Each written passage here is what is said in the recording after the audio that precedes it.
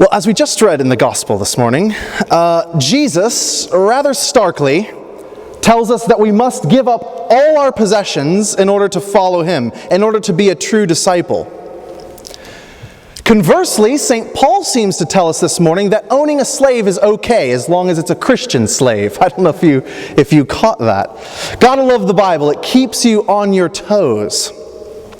Well, because it's so curious, this idea of Paul sending back an escaped or runaway slave to his slave master, I want to call our attention to the letter of Paul to Philemon.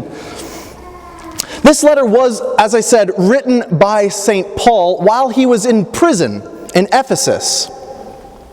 And Philemon is one of the shortest books in the Bible. It's just a mere 25 verses, and we read almost all of it. We were just 4 verses shy of the whole book. Now, while it is a short book, it packs a punch.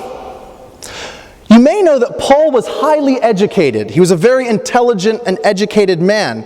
And most of the time in his letters, he accommodates his style to a common audience. But when occasion permitted, he indulged in literary flourish and high style. This note, it's really more of a note than a letter, this note is oozing with rhetorical ploys, puns, and plays on words. And no doubt the reason why Paul felt he could write so sophisticatedly and so cleverly is because the recipient of the note, Philemon, was a rather highbrow Greek. However wealthy and high-class Philemon was, he nevertheless wasn't puffed up or pompous. He had converted to Christianity through Paul's preaching. And it's clear that he was very supportive of Paul and his ministry. He was more than your average churchgoer, you might say. He didn't simply just show up on Sunday. He actually hosted a church and began a church in his own home. And so Paul refers to him in this letter as a fellow worker or a partner.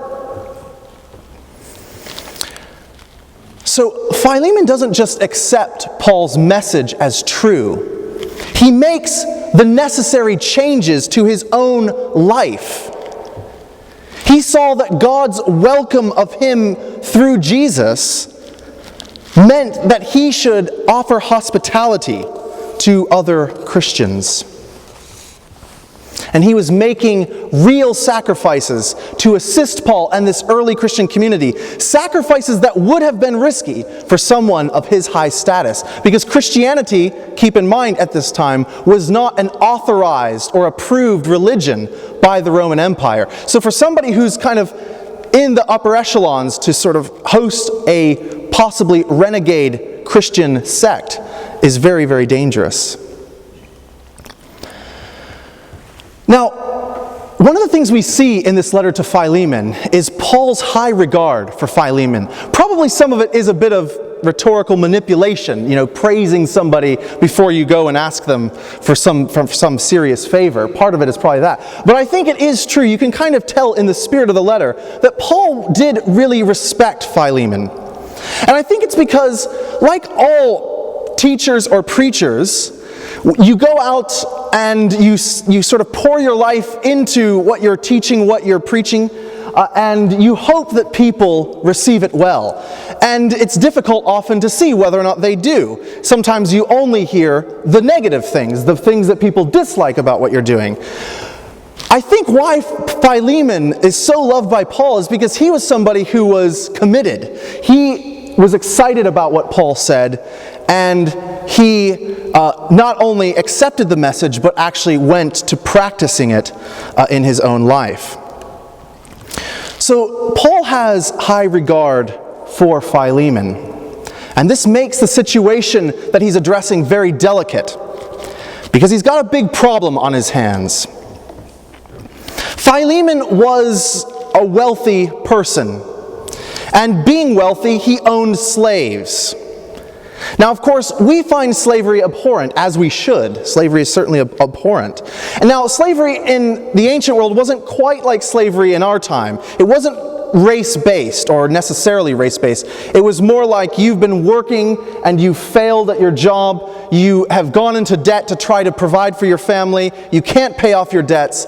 And so finally the person who loaned you the money said, "You're now my servant. You're now my slave because you can't ever repay me. You're such a failure in a sense."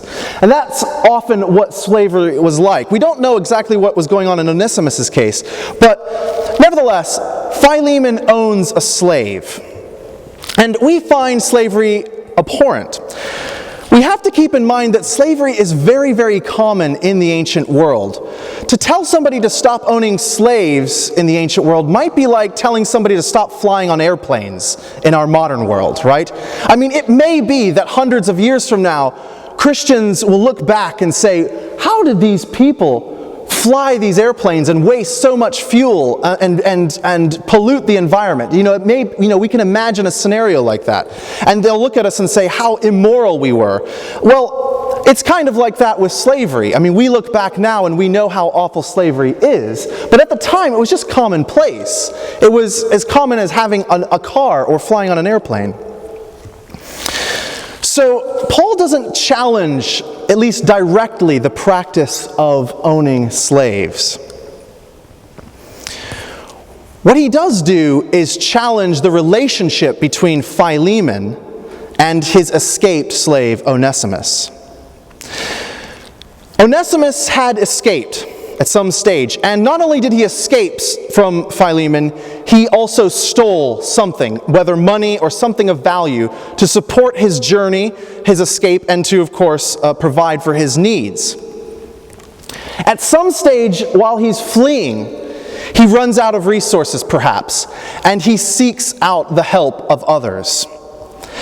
It's likely, given the way in which the slave community attended church in the ancient world, that he came across other slaves and they took him to church, and that church, becoming aware of the situation facing Onesimus, sought out the counsel of Paul. That's one possibility.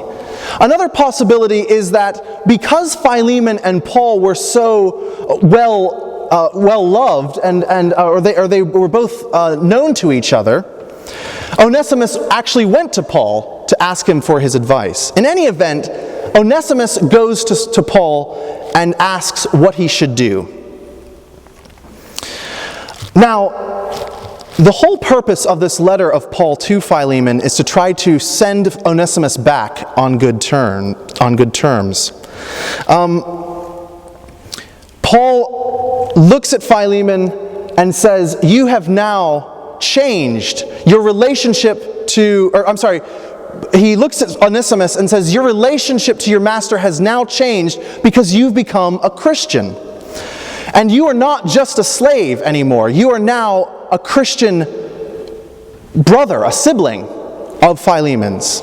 And so on some level, you have to pay him honor. You have to respect him as your fellow sibling. Likewise, Philemon has to honor you now as a fellow Christian."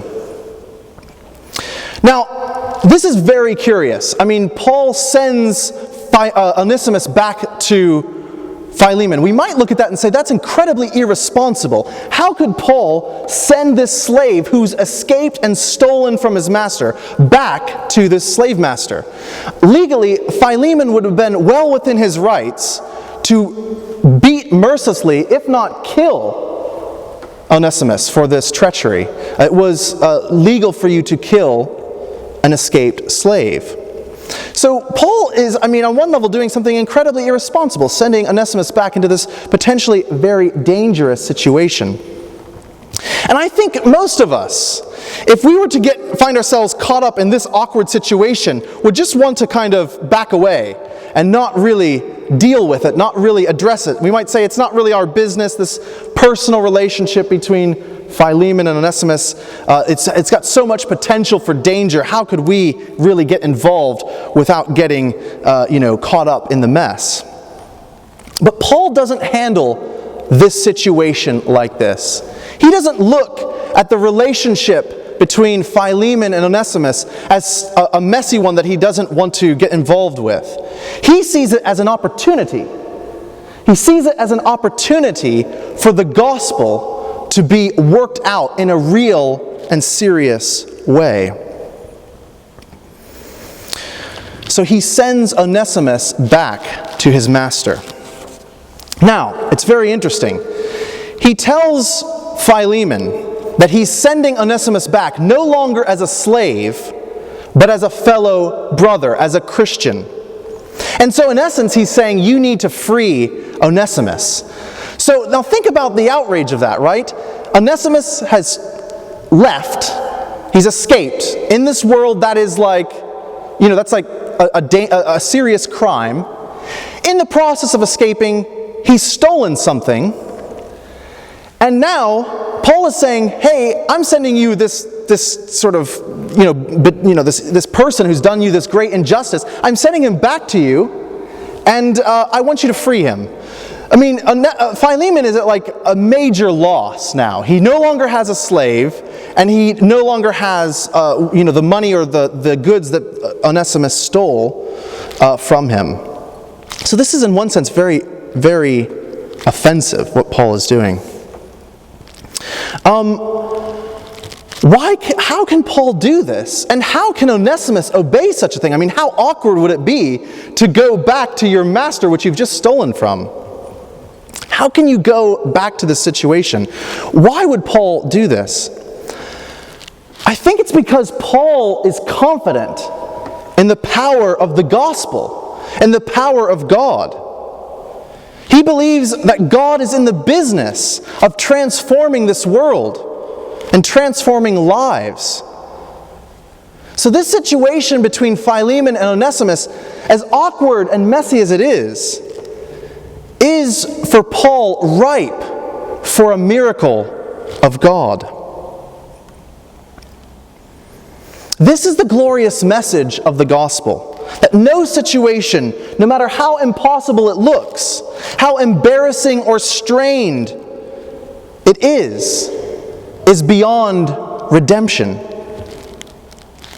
God suffered crucifixion at the hands of humanity, and yet that torturous death became the way He offered us forgiveness, the way we were reconciled to Him. And so Paul sees this difficult relationship between Onesimus and Philemon as an opportunity, torturous as it might be, for us to live out forgiveness and reconciliation. And so we too, in the tortures of our daily lives and the difficulties of human relationships, need to realize that God is ready to work. We need only believe. We need only commit ourselves to acting in accordance with the truth of the gospel. We need only live out the message of forgiveness and peace. Lord, have mercy. Amen.